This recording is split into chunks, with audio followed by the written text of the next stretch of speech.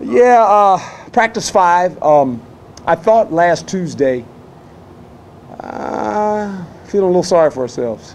I think the first 3, you anticipate excitement, first time practicing, then having a couple days off, came back a little sluggish early in the practice, got going. This practice, I thought it was better coming out. I think we're still trying to teach the fundamentals that go along with playing the position. Guys are doing a better job of focusing in on that, which is important. The fundamentals and the techniques are the things that I keep harping on. I harp on them every day, and I just think that's how the foundation is built. These guys know that when we come back in the summer, there's going to be 20, 21 guys that come in here that compete for their jobs. And so they're well aware of it. I'm making them aware of it. I told them today that the one thing that's great about this sport is every time you walk out on the grass, that becomes your resume. And you have to look at it. And it has to be a certain standard if you're going to play on this team. And I think they're starting to understand that, which is a good thing. The fact that you only have 2 scholarship running backs in the spring, what kind of challenges have presented? Well, we understood that, but I think the funny thing is when you see the ones we're bringing in here, it's going to be a change all of a sudden. There in the offensive line, some secondary guys, some receivers.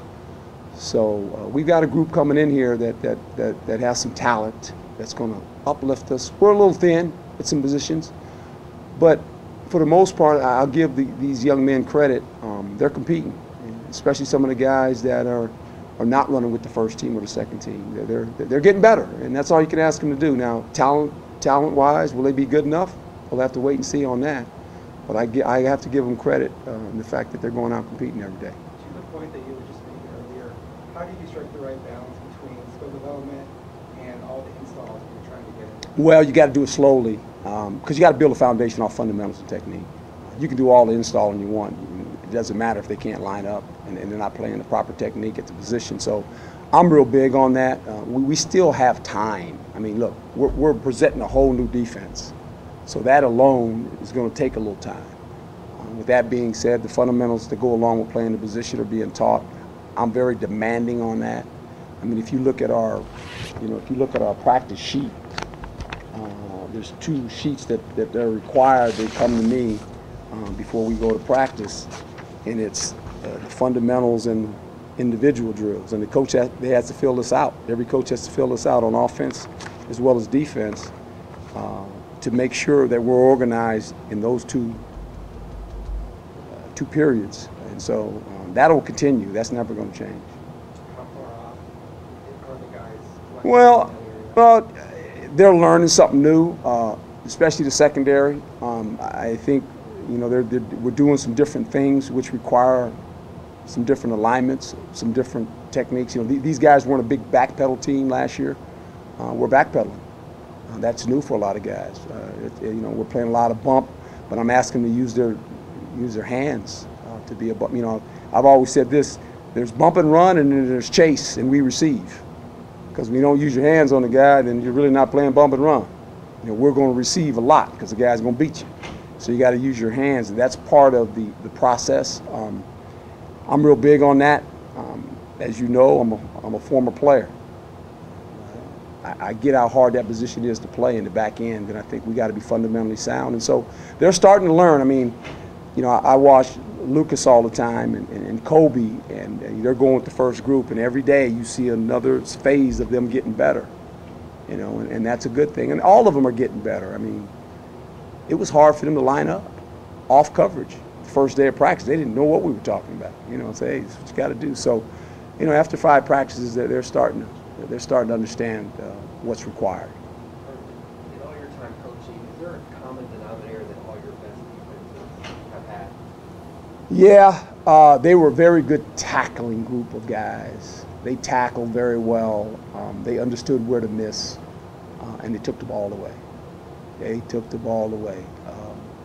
Played good situation football for the most part. Real stubborn in the red zone.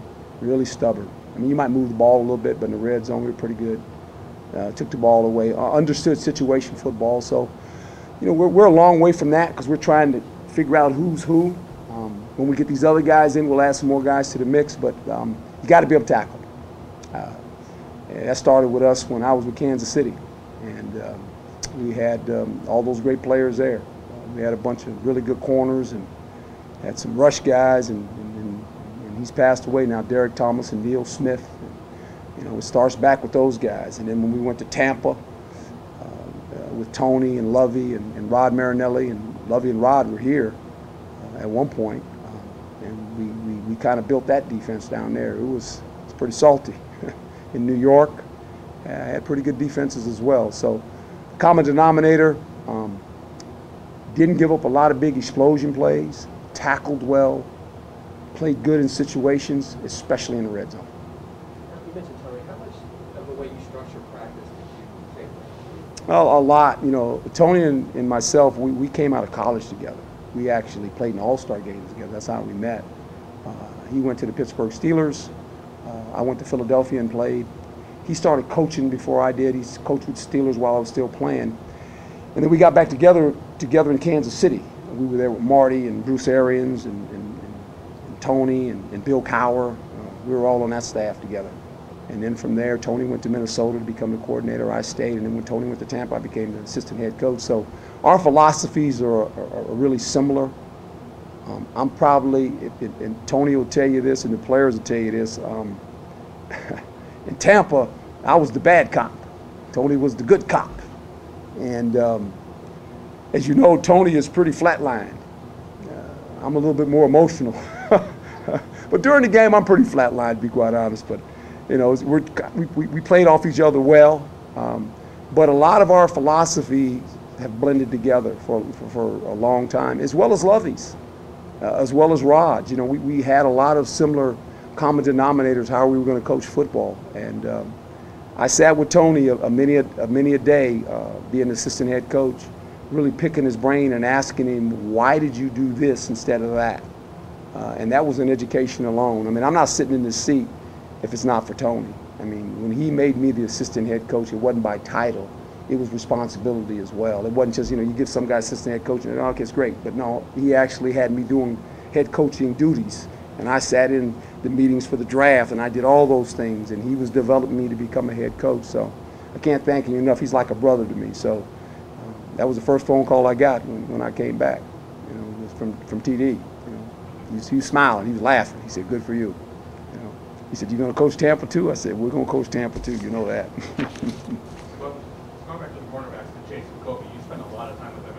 Yeah. Was that kind of the thinking going into spring, or that just kind of happened? No, I mean, I'm always going to go over there and mess around with the defense. And offense too, but I told the coaches, you know, there's a story, and Lynch understood it when I was coaching John and Rondé Barber and those guys down in Tampa. The story is when Coach Herm turns his hand around backwards, we're in trouble. He's getting ready to coach now. And so when I became a head coach, it was the same thing with New York. You know, I turned my hat around backwards, and they said, oh, he's going over to mess with the secondary, man. He's getting ready to coach. And I told the coach there, I said, when the hat goes around backwards, just get out of my way, because I'm getting ready to go, right? And I just enjoy it. You know, I'm one of those coaches that I delegate to my staff. I trust my staff. And I told them when I first hired them, I said, look, I'm going to sit in every meeting. I'm going to know what you're doing. But when I walk in there, just be ready. Don't take it personal. You know, I've been around football too long and not say anything. And I enjoy coaching the players. I enjoy, that's what you miss. You know, when you go to television, there's no players. They're on the tube and you're coaching, you know, but you don't get to touch them, you know. And when you get to touch them and you talk to them and they figure you out, be quite honest, they see when I'm coming to their drill. And they know if the hat goes around, coach is going to start coaching. You know, and so that's the fun part for me. I mean, I'm going to always be a coach. And I'm going to coach on the grass when I get an opportunity. And all these coaches here know that. And they're not, I'm not trying to take over their drill by any stretch of the imagination. But I want to be a part of it because I just feel that that's who I am. John Humphrey, he got hurt on Tuesday. Is he okay? Yeah, he's out. He got an Achilles. He's having surgery today. And I told the players earlier, I called him last night. I talked to his mom and dad. Our prayers are with him. He's going to have surgery around noon today. And I told the players, just make sure that after this episode happens and he gets his surgery, he's part of the family. We need to get a hold of him. He's going to rehab here. But we had a nice conversation last night, and I talked to his mom and dad as well last night. I called him. Yeah, he's done. He's got an Achilles tendon. Yeah. Yeah, he's working on some personal things. He's going to be around. He's going to show up here pretty soon. Coach Danny Gonzalez Yes. said that DJ Wilson was a leader so far. Yeah. Early on. And then today we saw Kyle Swelly and Nick Ross get more reps. Just what are your thoughts about the linebacker group? Well, it's thin, to say the least. But I think this, you know, what we're looking at guys right now that are eager to learn. They'll get their reps when they get their reps. I'm real big on this. There comes a point to where, because you're installing something new, you better figure out who the guys are, because they're going to need the reps more than the other guys right now, because you only got 15 days of practice. When summer comes, it's different. Then you'll have a host of guys, but we're trying to build a defense, you know, and it's hard to do because you want to give everybody reps. But I told the players, look, this is an evaluation. You get evaluated every day you step on the field. And if you don't know how to line up right, you're going to have a problem playing. I mean, that's just the way it is. Mm-hmm. What do you accomplish with your defense this year that you saw maybe last year? Well, I don't know if it didn't work. There's a different philosophy, you know, and obviously they were much improved last year compared to the previous year. The problem with defenses, and I'm not picking on anybody, but I think when you have an offense that can score, obviously this offense scores a lot of points. And 30 points to me is a lot of points. Now people are saying college football is nothing. That's a lot of points, score 30 points. How do you learn how to play with a lead? That's hard. That's hard for some guys. You know, and I never had the luxury of that a whole lot as a coach, because we played small ball in Tampa. You know, if we could win 9-3, we were good. We didn't have the luxury of having an offense that scored that many points. In New York, we were pretty good. We could score some points. You know, we had a great quarterback and had a fabulous runner. Kansas City, not so much at times. We had Tony Gonzalez, had Larry Johnson, had Jamal Charles. We had some guys, but it's according to when you have an offense that can score.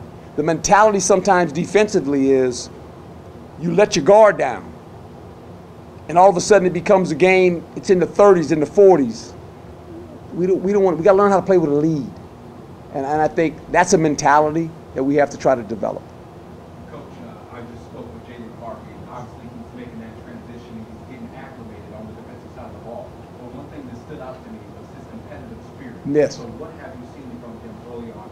You just mentioned it. Yeah, he's a tough guy. He's physical, and we want guys like that. But he's just learning. You know, it's 5 days of practice for that guy. You're not going to learn. You're not going to be an accomplished secondary player in 5 days. It doesn't work that way. But he's all in. He's all into the process, and we're into the process too. Look, I know how this works. I played back there my whole life. It's difficult to play back there. There's a lot of things that go on.